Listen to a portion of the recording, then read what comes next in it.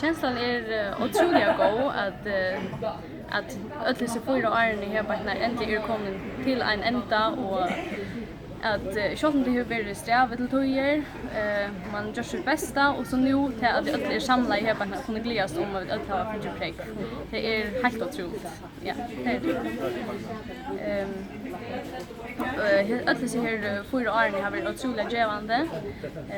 Jag börjar vi är det att liksom strävat hur man ska lycka finna en mannagång och så är det vi ska skriva uppgifter, vi ska sätta där skärman, man nekvar spårningar och ivast i nekvon, men ju längre du har gått i skola, ju längre